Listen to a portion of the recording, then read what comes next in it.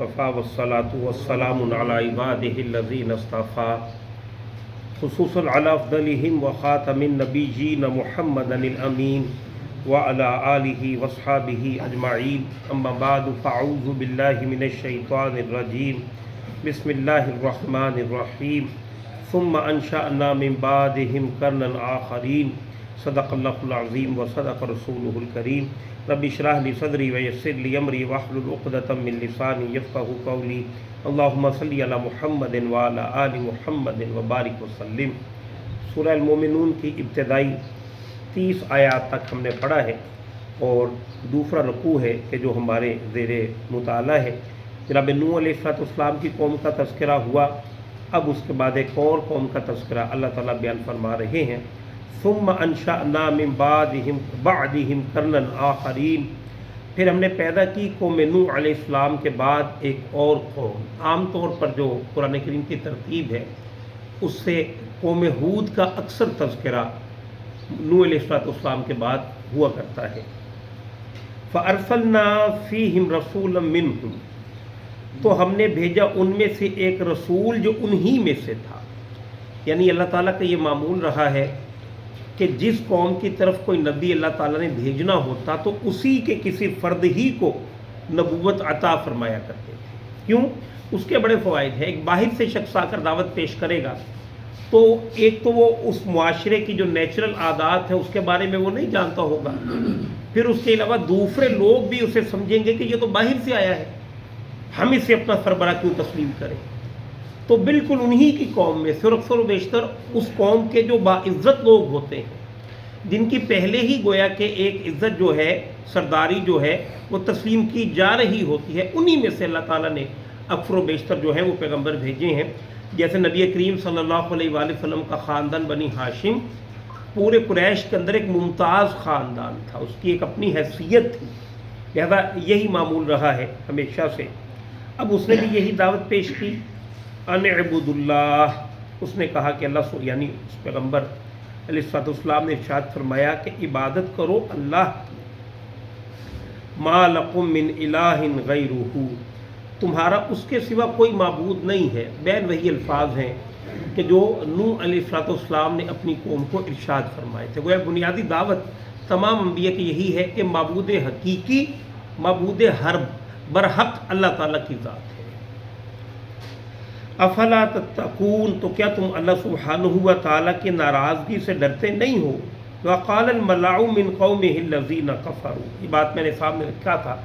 ये फ़लसफ़ा कि बात तो आम लोगों के सामने पेश की जाती है लेकिन जवाब हमेशा ही सरदारों की तरफ से आता है। जब भी कोई तहरीक, कोई दावत ऐसी उठे जो मौजूदा राइज सिस्टम को चैलेंज करे और उसकी खराबियों पे तनकीद करे, नकीर करे, तो उस सिस्टम के जो रखवाले होते हैं, जो उसके बेनिफिशरी होते हैं, जो उससे फ़ायदा उठा रहे होते हैं, उनको ये बर्दाश्त नहीं होता, क्योंकि बहरहाल वो वहाँ पर अपनी इताअत करवा रहे होते हैं।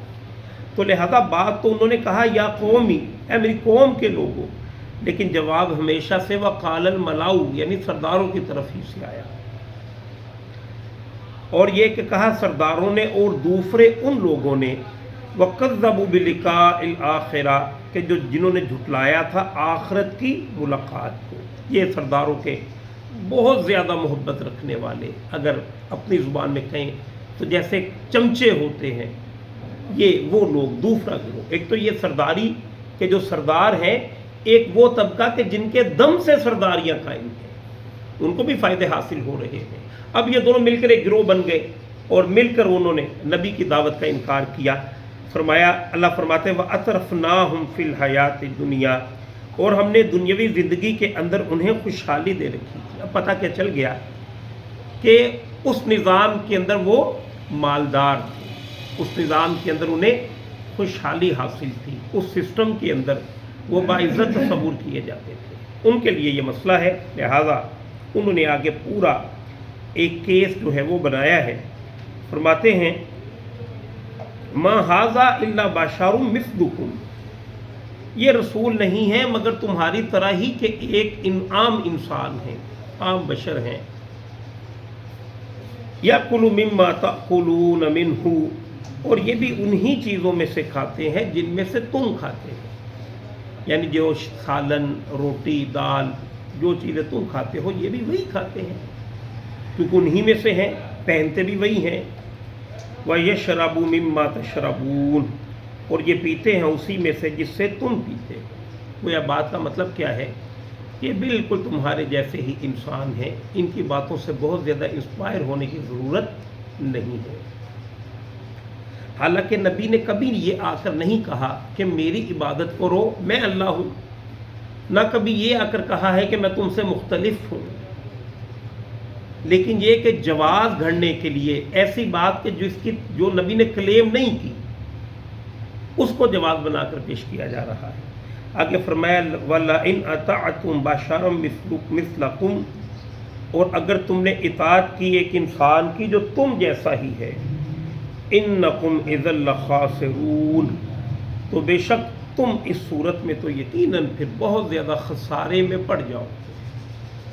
حالانکہ یہ سردار اپنی اطاعت کروا رہے ہوتے ہیں، لیکن کہتے ہیں اگر اس کی اطاعت کی تو تم تو سمجھو کہ تم تو بالکل بے وقوف ہو گئے، عام آدمی کے پیچھے لگے ایک شخص کی بات مانتے ہو، کیوں مانو، تم تو آزاد ہو۔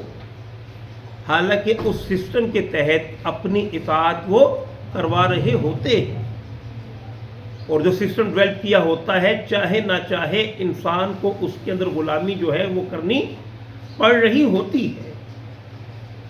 اب نبی کی پہلے تو کردار کشی کی، اب اس سے آگے بڑھ کر نبی کی سمجھیے کہ جو دعوت ہے اس کا انکار کیا جا رہا ہے۔ اَیَعِدُکُمْ أَنَّکُمْ اِذَا مِتُّمْ، تو کیا یہ رسول وعدہ کرتا ہے کہ جب تم مر جاؤ گے وَكُنْتُمْ تُرَابًا وَعِظَامًا، اور مٹی اور ہڈیاں بن جاؤ گے، یعنی اس سے مراد مرنے کے بعد دوبارہ جی اٹھنے کی زندگی ہے۔ اَنَّکُمْ مُخْرَجُونَ، تو بے شک کیا تم قبروں سے نکالے جاؤ گے، یعنی آپ کی دعوت کو کنٹروورشل کر رہے ہیں۔ کیسے ہو سکتا ہے کہ کوئی شخص مر گیا، مٹی اور ہڈیاں اس کی جو ہیں وہ ہڈیاں بھی مٹی بن گئی، وجود بھی مٹی کھا گئی، کیا دوبارہ وہ زندہ کیا جائے گا؟ ہیہات ہیہات لما توعدون، تو اب اس نے کہا کہ بھول جاؤ، یہ ہونے والا کم نہیں، یہ نہیں ہو سکتا۔ جس شے کا وعدہ تم سے نبی کر رہا ہے یہ وعدہ معاذ اللہ جھوٹا ہے۔ ہو نہیں سکتا کہ سارے کے سارے انسان جو کروڑوں کی تعداد میں ہیں وہ مر گئے اور ان کے وجود مٹیوں کے اندر مل گئے، دوبارہ زندہ ہو جائے، کیسے ہوگا؟ یہ نہیں ہو سکتا۔ حالانکہ جب پہلی دفعہ اللہ تعالیٰ نے بنایا ہے تو اس وقت تو بغیر سانچے کے بنا دیا، اب کم از کم ڈھانچہ تو ہے، اب تو بنانا نسبتاً آسان ہے۔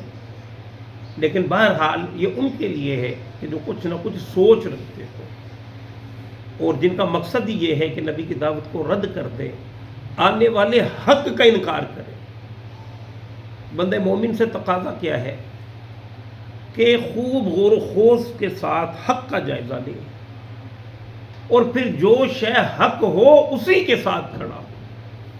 یہ بندہ مومن کی ذمہ داری ہے۔ آپ کسی کلاس روم میں ہیں، آپ آفس میں ہیں، کہیں آپ کے کولیگس ہیں، کہیں آپ سب آرڈینیٹ ہیں، کبھی آپ آفیسر ہیں، ہر جگہ میں ایک تو یہ کہ خود کو حق پہ قائم رکھنا، اور دوسرا آپ دیکھیں کہ اگر ساتھ میں کسی کے ساتھ زیادتی ہو رہی ہو تو اس کے ساتھ سپورٹ کرنا، یہ تو چھوٹی بات ہے۔ اور سب سے بڑا حق یہ کہ اللہ تعالیٰ اس کائنات کا خالق کائنات ہے، مالک ہے، اور اس کا پیغمبر اس کا نمائندہ ہے، لہٰذا پیغمبر کے ساتھ کھڑے ہونا اور اس کی دعوت کو قبول کرنا اور اس کے لیے قربانیاں دینا، یہ حق کی سب سے اعلیٰ منزل ہے۔